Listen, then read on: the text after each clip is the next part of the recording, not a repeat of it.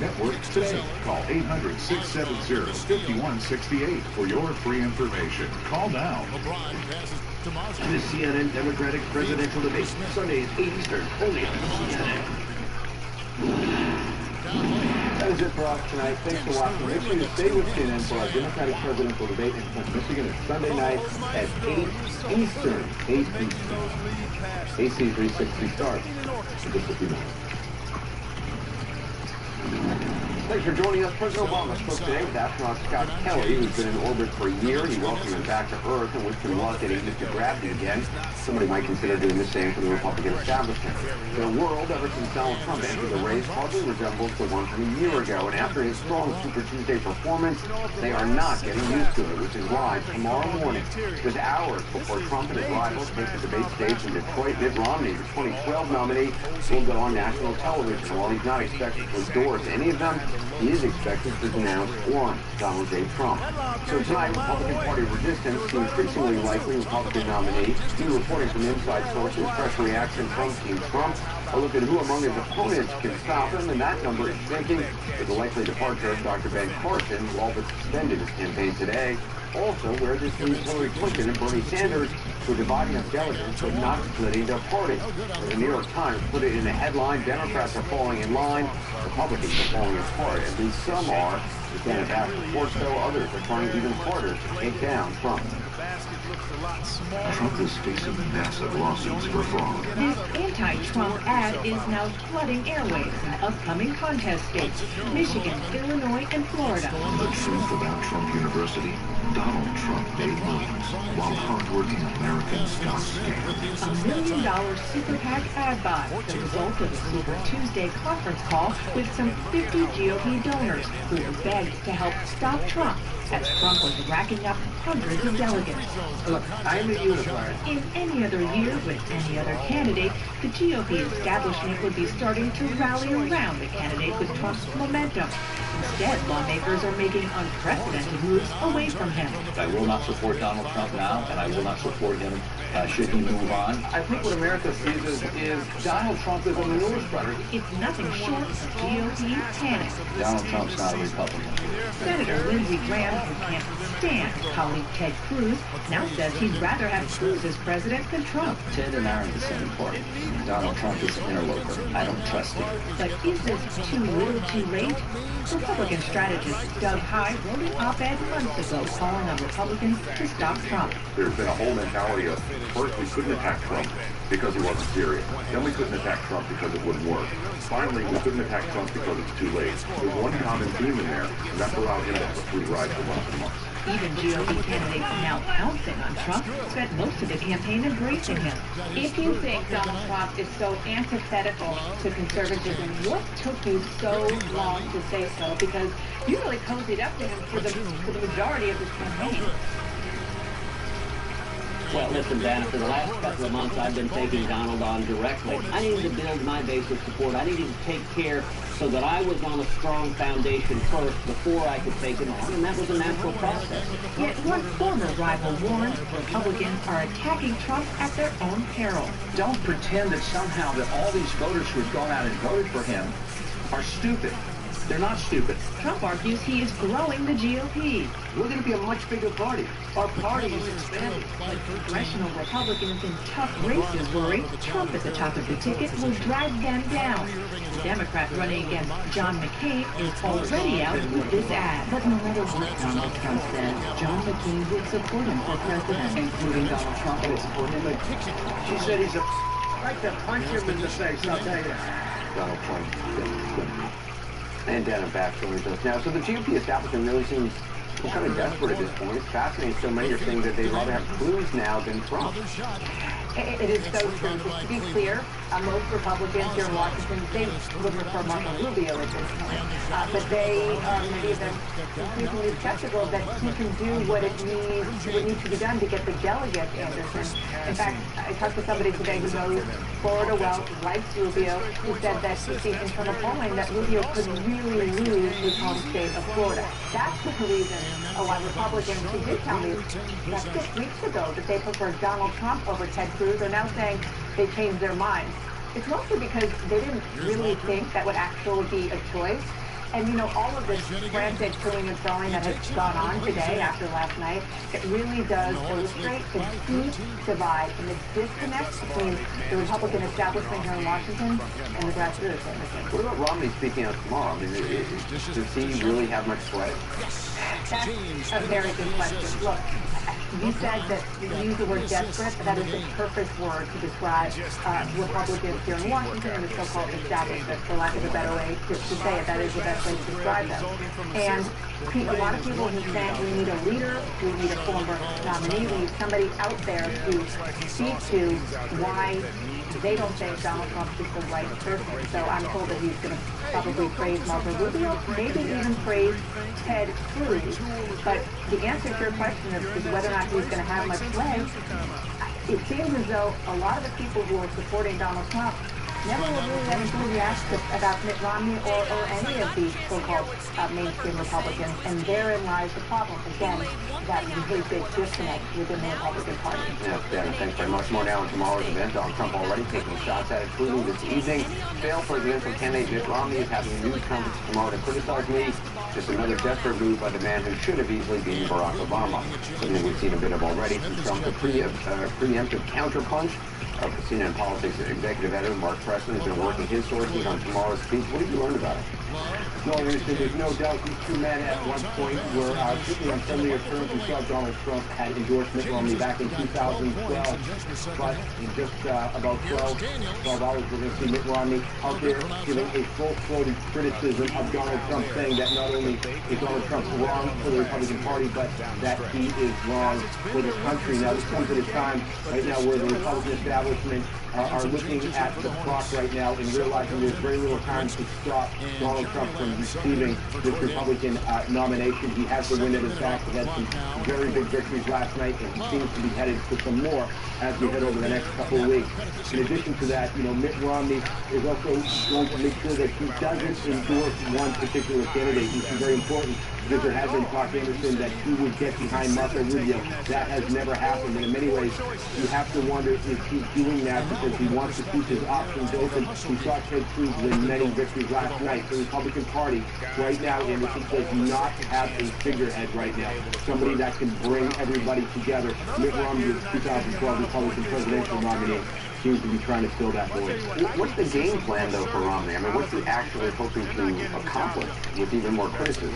Well, we're certainly going to have states coming up, such as Michigan, which was his father's home state, that will be voting, within the next week or so. What he's trying to do is try to rally conservatives against voting for Donald Trump, saying that, in fact, if you vote, a vote for Trump will be a vote to help really dismantle the Republican Party as they know it today. The Republican establishment right now is so concerned about this, Anderson, that they're even gaming out a plan about how do you try to derail Trump from getting the nomination. And as we've talked over the past couple of weeks about trying to consolidate, or at least there was a talk about trying to consolidate to a one-on-one race against Donald Trump. Now they want to keep the field in some ways larger, because the idea is if you keep John Kasich in the race, if you keep Marco Rubio in the race, if you keep Ted Cruz in the race, you're going to continue to get delegates, and that could deprive Donald Trump from receiving the delegates he needs in order to win the nomination. In addition to that, Anderson, there's talk about running a conservative candidate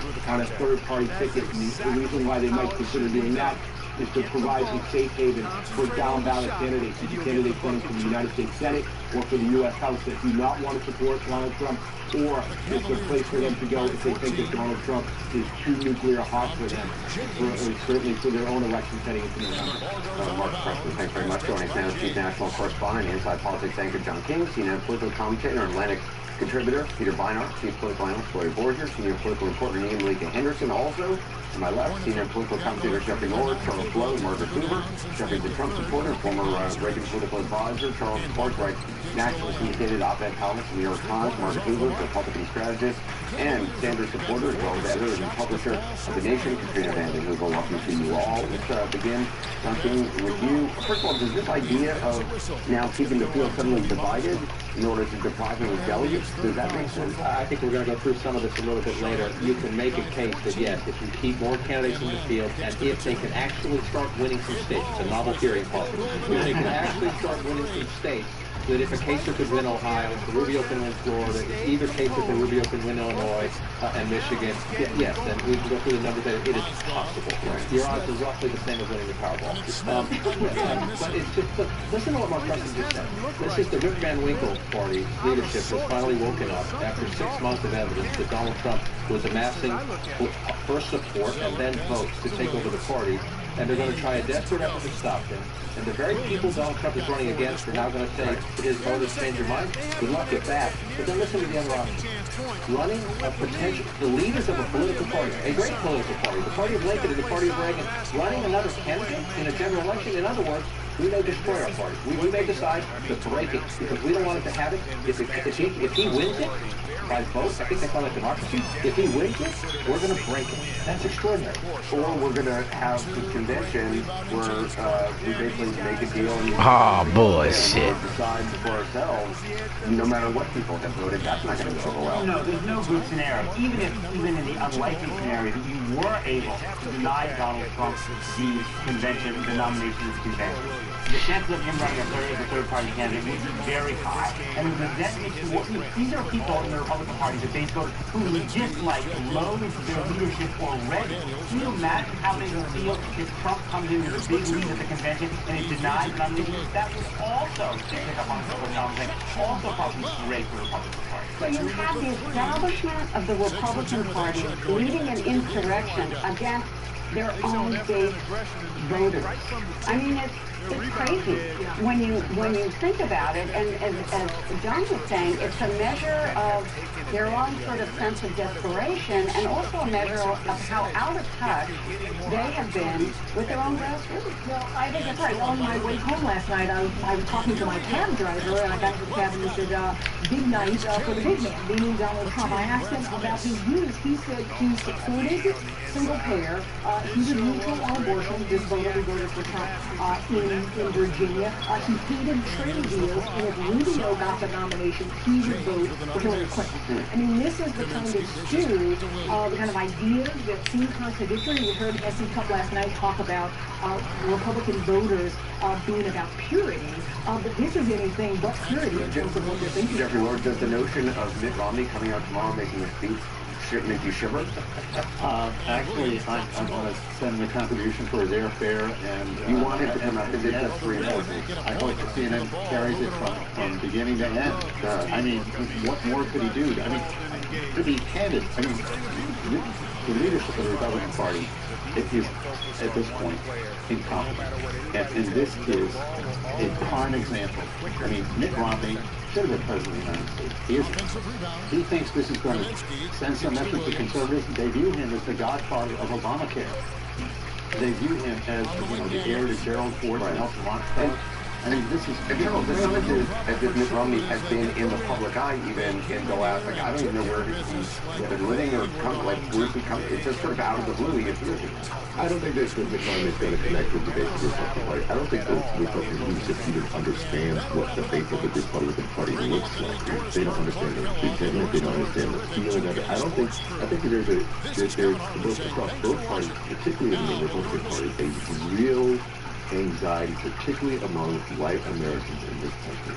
And they have anxieties, and they have fears, and they're looking at a dramatic demographic shift. They're looking at diminishing economic options, driving viability, and they're all saying this is just one of the times you get to see it in a presidential election. You get to see it and experience it as a movement, and that people get to talk about it together.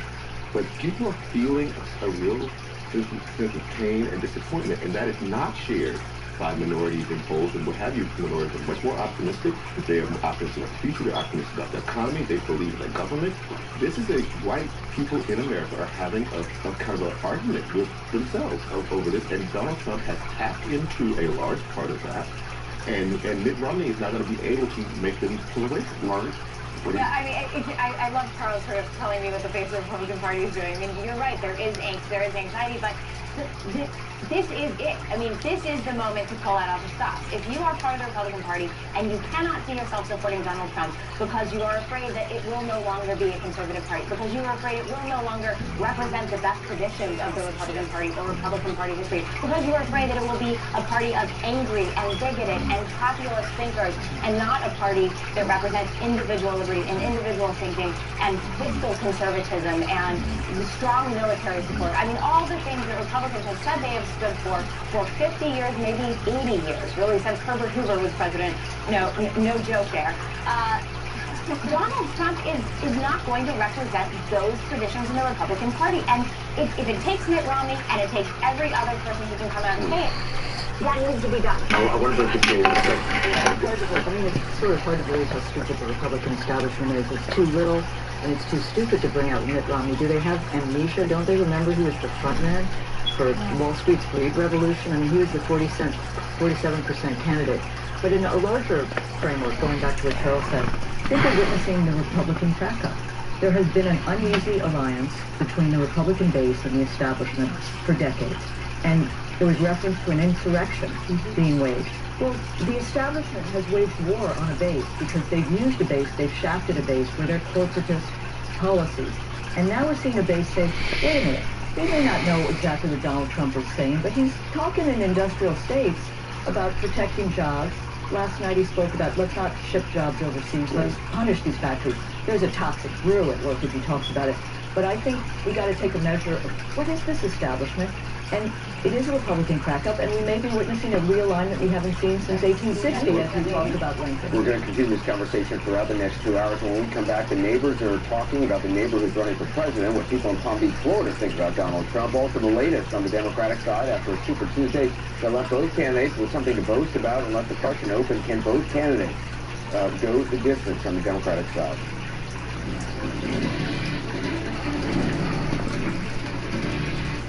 Right now at Men's Warehouse, save big on winter clearance items. Select suits are $149.99. Select sport coats are $79.99.